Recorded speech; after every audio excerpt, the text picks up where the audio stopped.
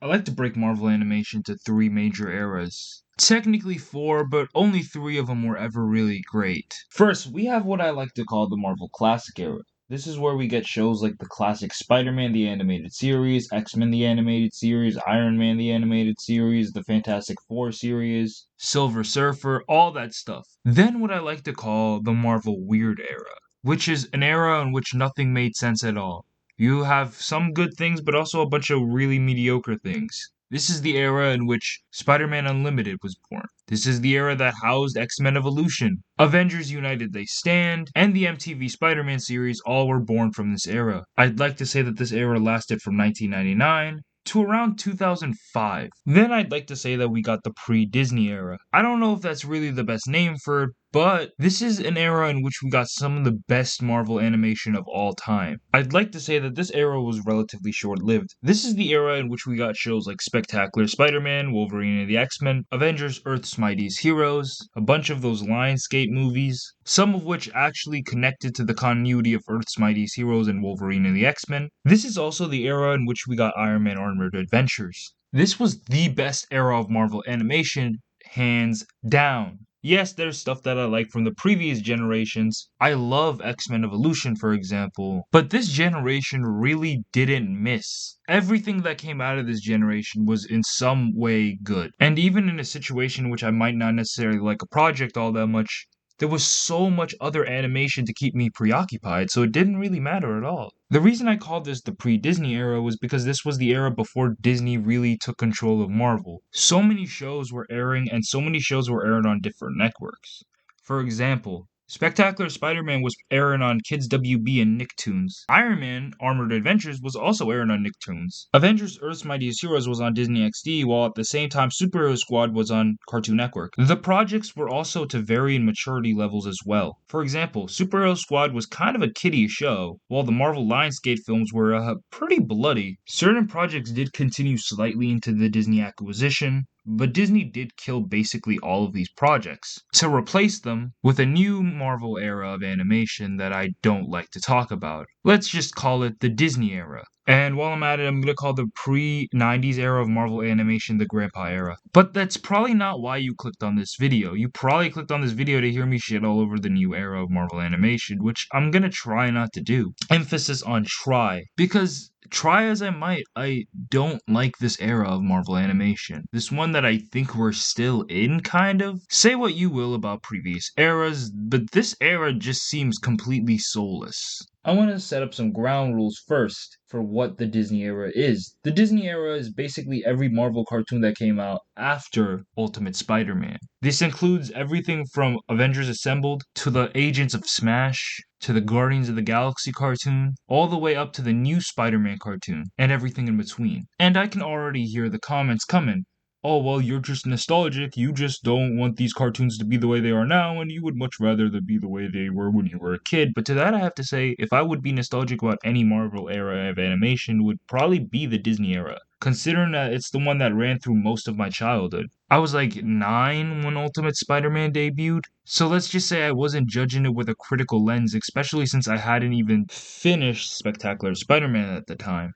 I don't want this video to just be me dissing on this era of Marvel animation, even if I don't think anything good came from it, except for maybe 1 or 2 episodes of Marvel Rising. First off, I want to examine what made the previous era so much better, which is simpler than you would think. The shows were better, which raises another question: why were the shows better? Why was the media better? And honestly, it all comes down to variety. Even with the era before the pre-Disney era being the weird era, even though I don't think everything that came out of that era was good, for example, I don't like Spider-Man Unlimited, and I sure as hell don't like Avengers United They Stand, this was still the era in which we got X-Men Evolution, which was so different from everything else they were doing at the time. Even though I think Iron Man Armored Adventures was pretty mid, all things considered, this was the era in which we got Spectacular Spider-Man and Earth's Mightiest Heroes, two shows that are so completely different yet somehow both super good. Diversity and variety was really the key to making Marvel animation good back in the day. You had variety in animation, from Spectacular Spider-Man to Earth's Mightiest Heroes, to Wolverine and the X-Men, to the Lionsgate films, to Iron Man Armored Adventures literally being CGI. You even had a loose continuity between some of these shows. You had the theme from Iron Man 2007 being reused within the Earth's Mightiest Heroes theme song. You also had writers going from project to project, but even then you had variety in writing. You had Spectacular Spider-Man being incredibly self-contained, but you also had Earth's Mightiest Heroes stretching throughout the entire Marvel universe.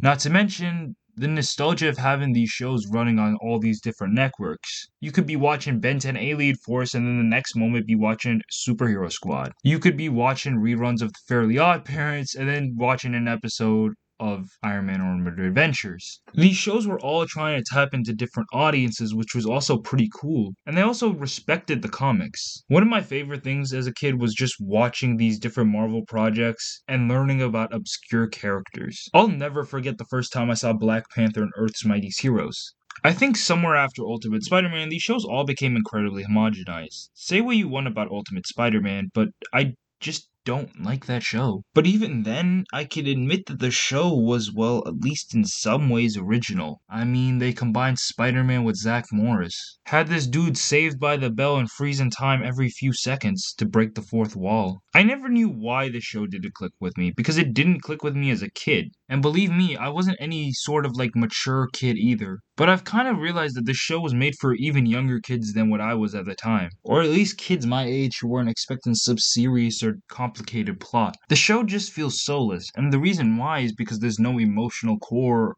at all. I think without emotion, your show just becomes dribble. Peter is a completely stagnant character who basically goes through no emotional arcs in the show, and nobody else does either. But the problem is that's kind of the point of Spider-Man. He's always supposed to be going through emotional arcs, but throughout Ultimate Spider-Man, he's just stagnant. This is something that I can also say about all the characters in Avengers Assembled. Not only were the plots super simplified, but none of the characters change at all, they're just stagnant throughout the entire series. The entire Disney era just kind of feels like a toy commercial, if I'm going to be completely honest. Say what you want about the other eras, but they never prioritize selling toys over everything else. Even if I wanted all the Spectacular Spider-Man toys, it wasn't because the show was constantly showing me Spectacular Spider-Man in new suits and all of his crazy friends and all these other characters. No, I just wanted the figures because, well, Spectacular Spider-Man's cool. Same with Avengers Earth's Mightiest Heroes. I wanted Avengers toys, but never did I feel like I was directly being sold these toys through the show itself.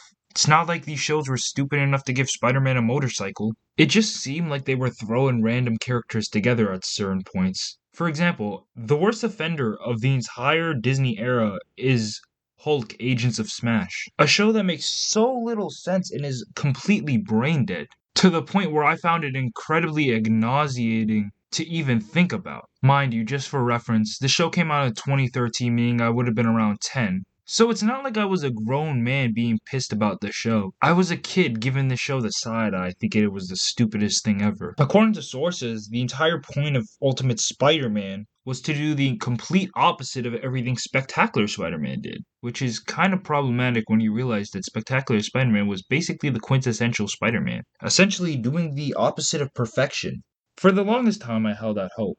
Hope that maybe Marvel Animation will get their shit straight, but they just never have. This is where we get Spider-Man 2017, a show that has no right to exist whatsoever. This show came out in 2017, meaning I would have been in either my freshman year of high school or somewhere in middle school. I remember wishing that the show was going to be good, but when it actually came out, it just wasn't. They kind of committed to that trope of giving everybody in Peter's life superpowers, which was pretty annoying. Something I would have expected out of a CW show like The Flash, but a Spider-Man animated series? Yeah, whatever. But just to show how little they actually cared about continuity, they had this completely wholly new continuity of Spider-Man crossover with the Guardians of the Galaxy animated series, which spun out of the Avengers and Spider-Man animated series, which was the Spider-Man from Ultimate Spider-Man. But this wasn't like a multiversal thing, no, there was no multiverse in this at all. They just never rebooted the Guardians of the Galaxy cartoon, but they did reboot the Spider-Man cartoon, yet they had them cross over and nobody acknowledged anything, despite those Guardians of the Galaxy already meeting that version of Spider-Man. They've already met Ultimate Spider-Man, so this makes no sense at all. One of the other major problems with Marvel Animation is just how much they're obsessed with being in line with the MCU, which just makes absolutely no sense when you think about it. The pre-Disney era really didn't have this problem because the MCU wasn't really a thing. Yeah, you had Iron Man and the Incredible Hulk, but that was about it. And those movies definitely influenced some of Marvel's animation at the time, but not to the degree that the MCU influenced the Disney era. To be fair, I really don't think Marvel has any reasons why they would need to improve their animation division, considering that nowadays cartoons either target really edgy adults or really small children. Really, Marvel just makes these shows to sell toys at this point, and they seem to be successful with that. I don't really see them making these shows any more mature or giving them any sort of story or anything, since there's really no reason to do that. Or at least I would say that. The MCU is a strange thing where it appeals far more to millennials than it does any member of Gen Z. I honestly could see mature animation getting them those Gen Z viewers. But I really don't see Marvel doing that because that would be far more work. Anyways, if you like this video, remember to like and subscribe, and also check out my Dragon Ball review I just made that nobody wants to see for some reason.